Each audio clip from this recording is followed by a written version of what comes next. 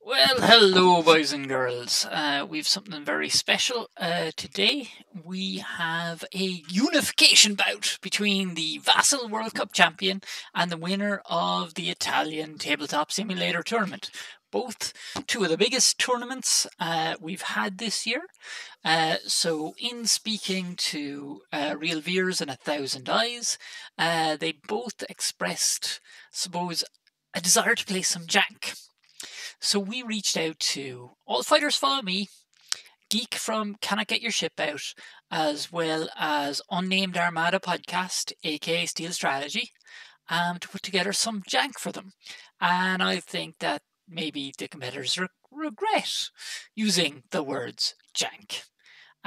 So let's take you through the list first. So, someone else's problem is what was created for A Thousand Eyes, who had asked for Separatists. So we've got Grievous on the Providence with the Rune Hako, Intensify Firepower, and Reserve Hangar Bay. By the way, if you want to hear how this list was made, just listen to the Unnamed Armada podcast. They go through their thoughts. So I believe Thousand Eyes comments, well, it definitely has Separatist cards in it. But they did ask for Jank.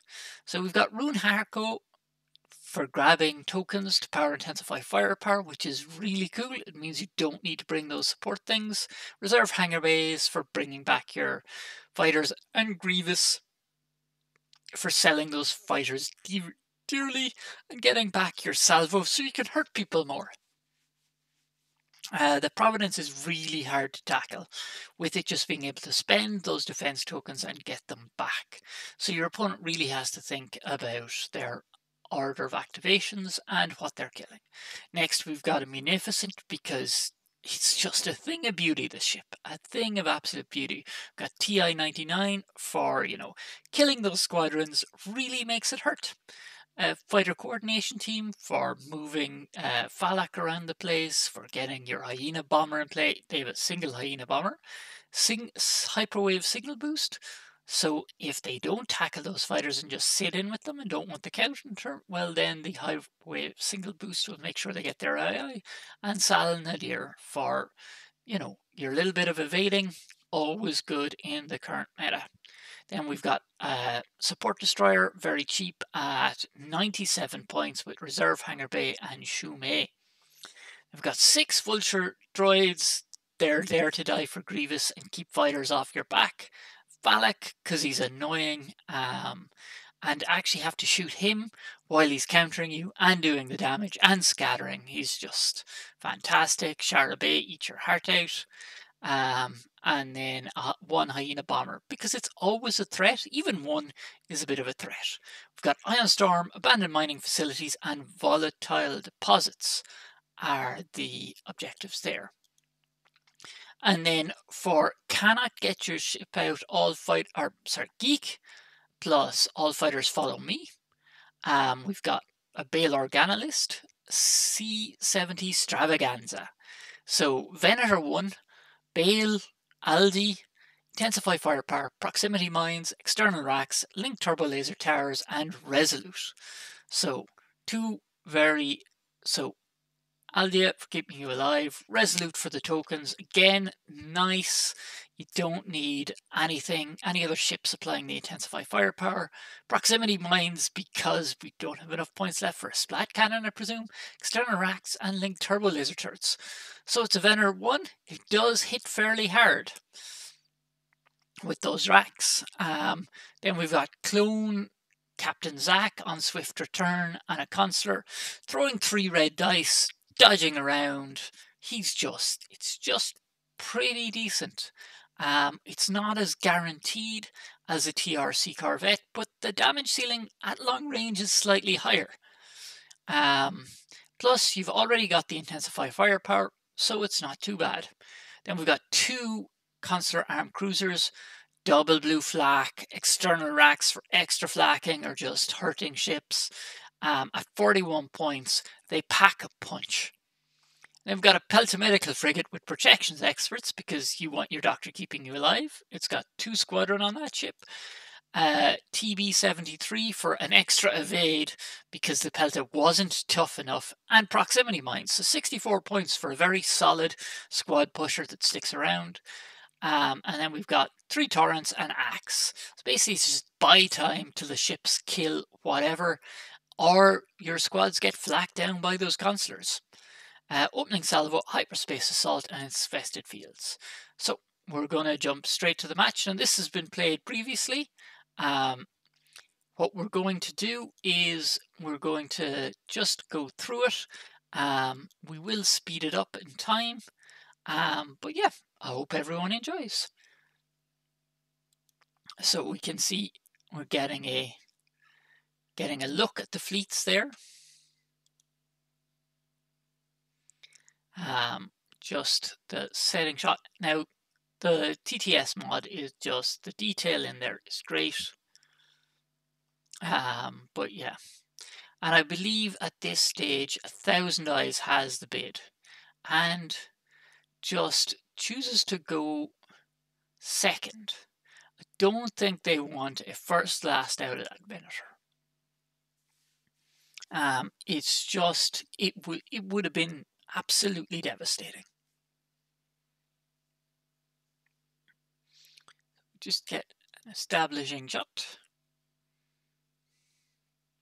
And I'm sure everybody's delighted to hear me explain establishing shot 4 more times. And so this is Veer's first time playing. I think we were just at that stage making sure that TTS was actually working properly.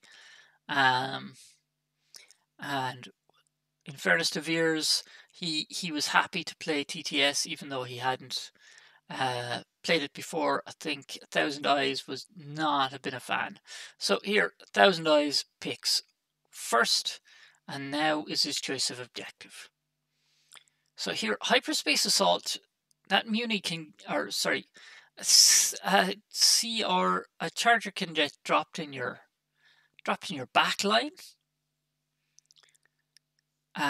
Infested fields kind of cuts down on your squad opportunities, but you can dump, with Grievous in infested fields, you can dump a squad into an Exergart and go, that's fine, I'll get my token back at the end of the turn once we're done with all the shooting. Or opening salvo. Now, to me, opening salvo is a trap for the people playing it, because the Separatists here have a lot more red dice and can reach out and touch. I think opening salvo, or for me, the hyperspace assaults are just, they're not fantastic for the second player here. Now, again, I'm probably wrong. Nobody likes my thoughts on the on opening salvo. But the thing is, if you think about it, that is 6 extra red dice, which is probably going to kill a charger at long range. However, 1,000 Eyes goes for infested fields.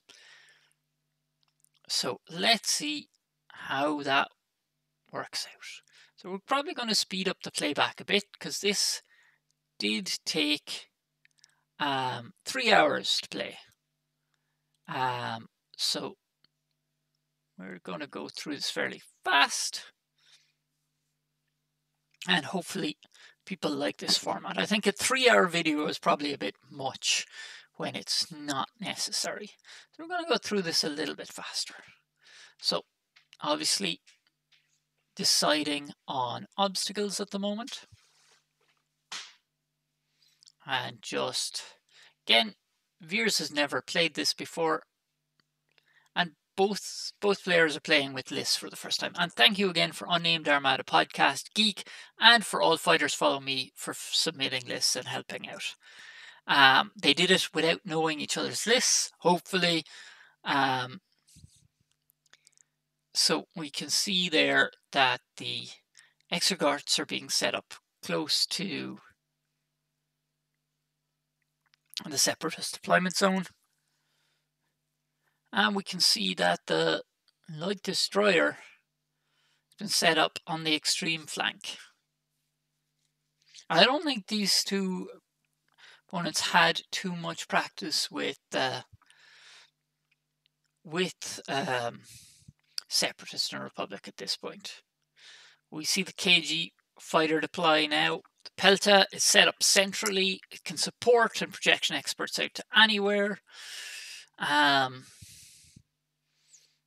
like, even if the CR-90s CR-70 start outside of its protective layer, they can get in quite easily. You see here that, you know, the Republic fleet is kind of set up off to one side. And I've kind of, both have picked the opposing side. So they're going to be using their maneuverability to try and get in.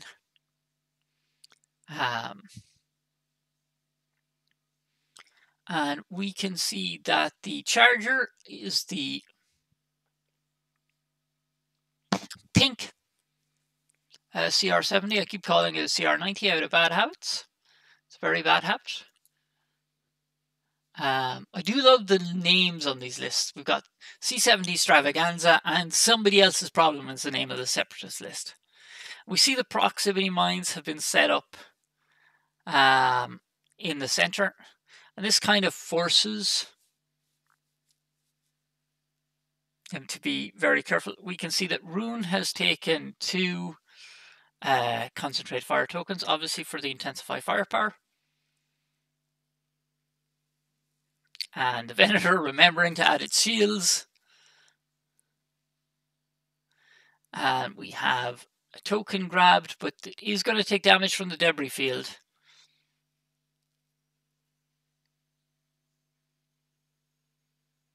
I am surprised that the torrents weren't used to pick up the close by objective points rather than taking the damage, but I suppose there's loads of times for those C-70s to repair their shields before battle is joined. And we see 1,000 Eyes kind of pulling one forward battle line. And takes 2 damage from the proximity mine. So 8 points to do 2 damage. I don't think we're going to see those other proximity mines. Is it worth it? It's hard to know, especially against Separatists when they have so many ways of doing repair. It's hard to know. I played the Pelta Extravaganza with nothing but proximity mines, and it has not done much. Okay, so now we see the infested fields coming into play as those obstacles start moving.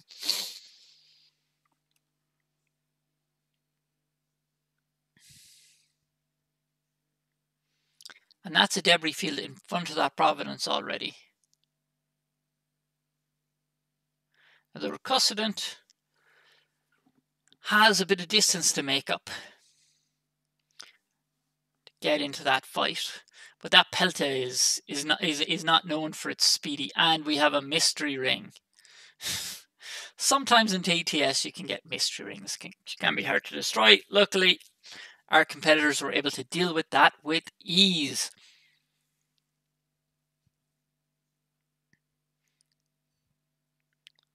So yeah, and this is the thing with infested fields, being able to move those obstacles. It is one of the best objectives. I do like to play volatile fields instead of it. I'm not sure. Part of me is like, I'm just like volatile fields. I still think infested fields is probably better. And we see now that Veers already has 3 of the tokens. And so he's going to win the token war. And 1,000 Eyes has none. So it's good. To me, it's generally always going to win the token war as the second player, and it helps with squadrons, and it helps damage opposing ships by putting asteroids in front of them. So infested fields is a fantastic choice. I think 1,000 Eyes after the game was like, yeah, I shouldn't have taken that objective.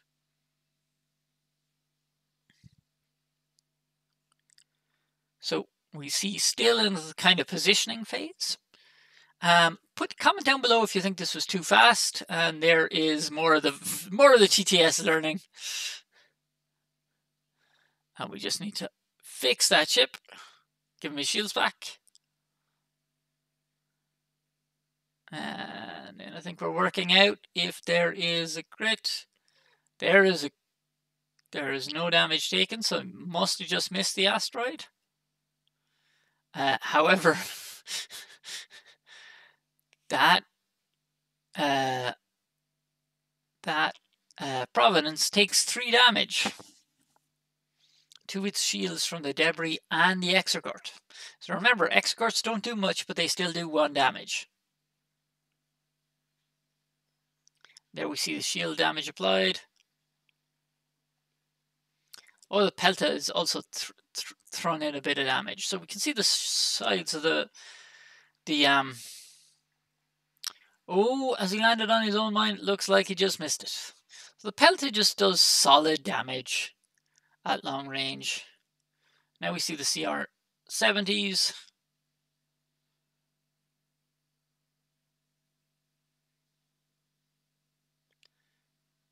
Just such a beautiful maneuver on that ship.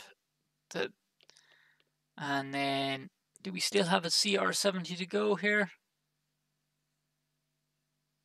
No, we've got Exegorts doing their work.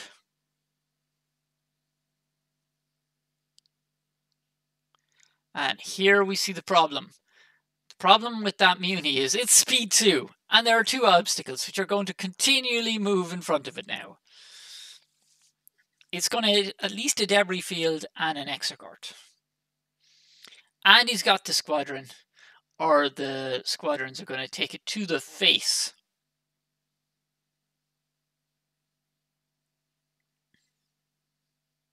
And he's probably got a squadron early, because if a torrent jumps in there, those squadrons are not going anywhere.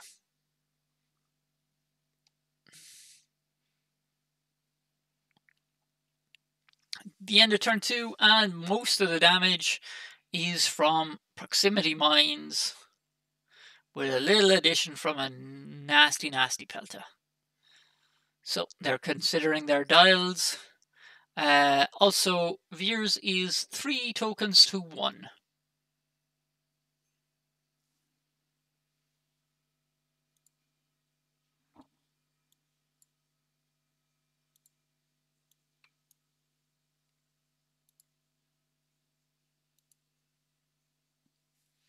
So,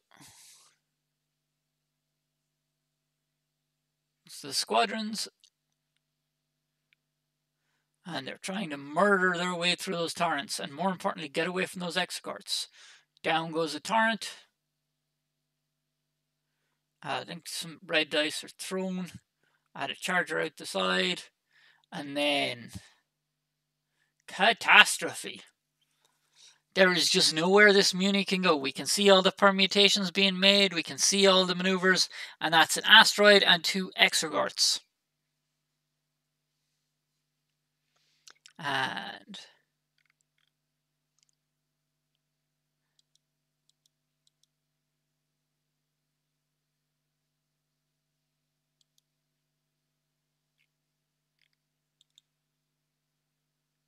can we... Sorry about the picture, gang. It doesn't seem to be showing what the critical is.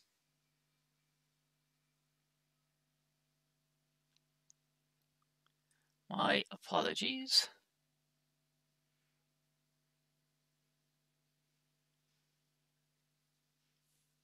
But either way, just taking damage from obstacles, that much damage from this. Now, see the recustant? Now, with a large ship, normally you'd be like, I've trapped myself behind my medium, but look at the nav on this thing. It is just flies like a swan. Powerful, fast, and maneuverable. So you can see here the recustant is going to be bringing that front arc really into play next turn. We got the Pelta, and it's doing its little bit of damage. I think it only went for front, for fear of salvo from the recustant. And then the squads get bumped. But luckily for Veers, there's no real place to put the... can't be forced to put his own squads into those executs, which is good. And again, more Taurens dying to the AI-driven robots.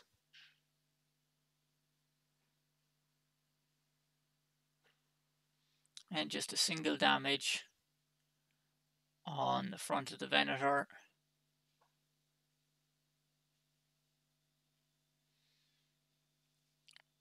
And a bit of damage into the Charger, which burns its redirect. Okay, getting the Providence off those obstacles, all important. But now is the time of the Venator. It's got 3 red at long range, not obstructed, and 3 and the salvo back. So we've got that intensify firepower working to 2 back. The Venator happily braces down because it's not going to get shot. Now, it may end up in an asteroid. That is the thing here. It does not look great for getting that Venator out of there. However, it does have a double arc next turn. And it takes 2. And it also takes a proximity mine.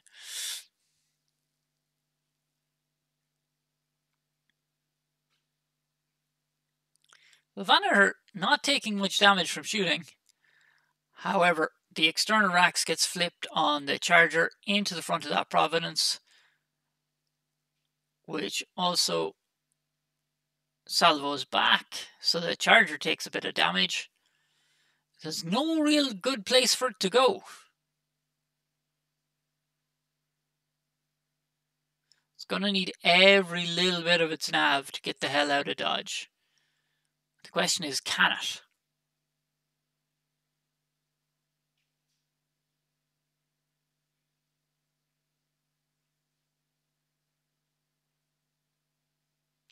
And it really doesn't want to hit the Venator here. They're moving the squads. And that hits the Venator. And yeah, so that is 4 damage the Venator has taken. None of it from actual being shot at. And here we see the infested fields. We see the Exegarts going to work. They're trying to dig out those obstacles from under the ships, because the Munificent is going to be taken to the face again. So that's the lesson, boys and girls. Don't shoot, just throw space worms at robots.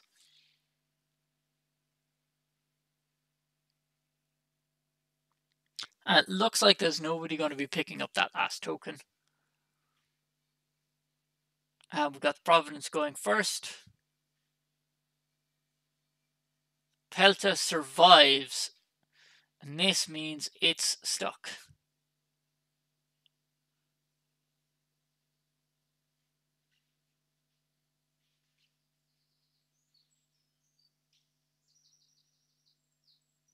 And it's the Charger exploding. They opted not to fire the Venator. Potentially the salvo damage. But again, it's taken some damage. The Providence has taken a bit of damage at this point. Okay, so we're going with the Pelta, which has a repair. I think there's some modifications, and it knows it's in trouble. And more damage piled onto the Providence.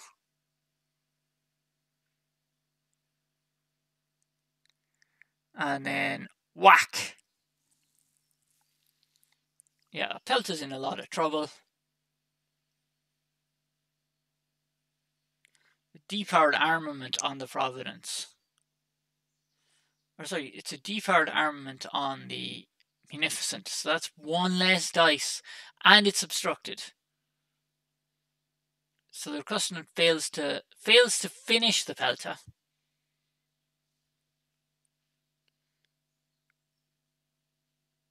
And this is the long-range Charger.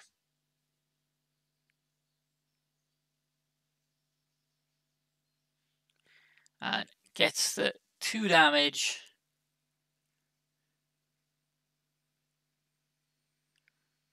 And there, you can see those shields are in a lot of trouble on that Providence, and the Venator is yet to go.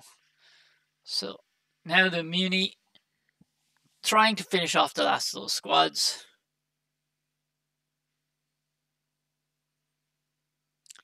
But where will the Muni land?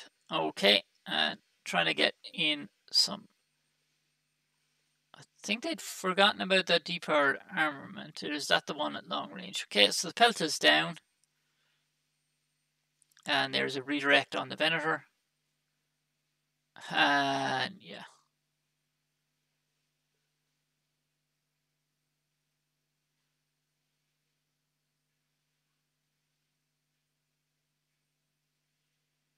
Yep, and we've got an Astrogart and an Extragart again.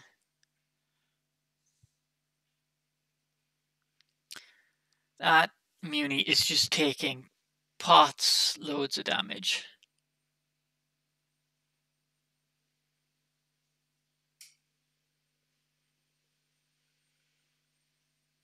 And the Venator with the side shot takes out.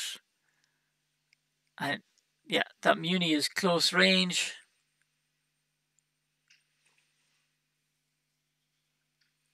So it's just taking damage after damage after damage. The Venator is not looking the healthiest itself. It's got a lot of shields, but it has taken a lot of hull damage from incidentals.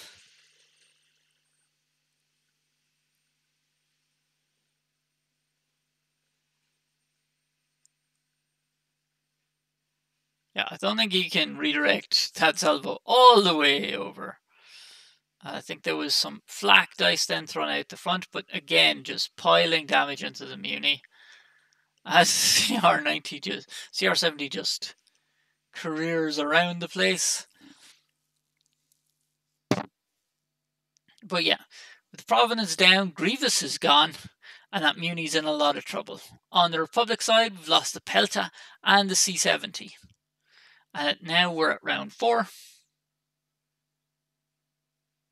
By the way, apologies, we just couldn't get, and the schedules didn't free themselves up to do this live, or for anybody to be able to help commentate. But that's okay. I hope you're enjoying this match. If you think this is a good idea of getting people to play against each other and doing commentary like this, let me know in the comments. Anywho,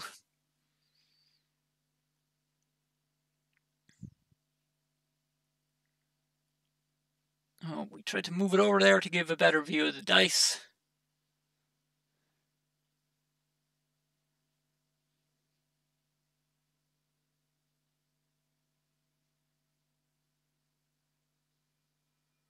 And so the Muni starts it off and gets rid of one of those crits and shoots the front at the C70. Just burns everything to try and stay alive.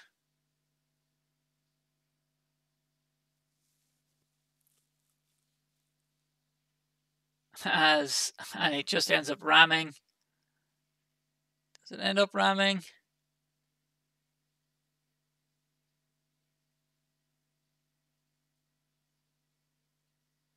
And the yellow C70 trying to get in the...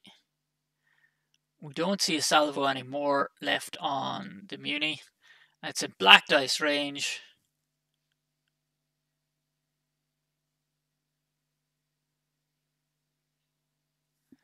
There we see the light destroyer is close enough. Nice double arc.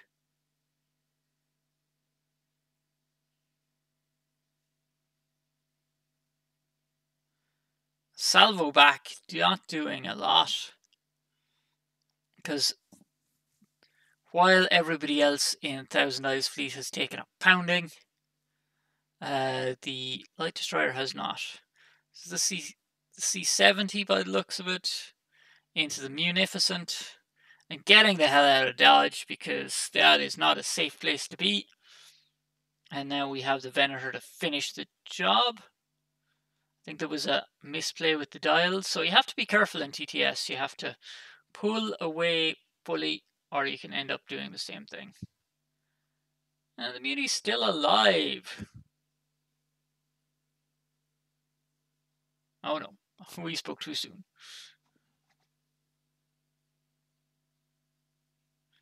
I think the Ram actually killed him.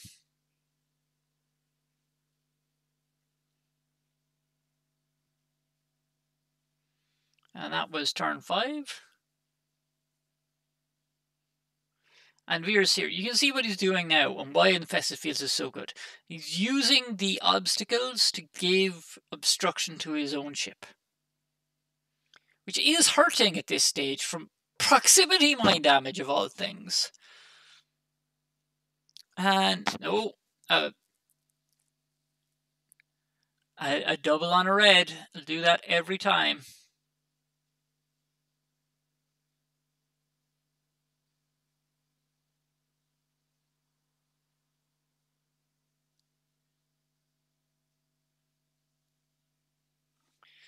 Okay, let's just... And so, that was our match. So, to give you the final score, it was 1,000 Eyes got 229 points, and Veers got 303. So listen, thank you for everyone who contributed lists, for the guys for playing the game, and I hope you enjoyed that. So just a final recap, 303 to 229, and Veers unites the belts, bringing in the win for Vassal. Alright, keep yourself safe, look after yourself, and be careful out there in the apocalypse. Talk to you soon.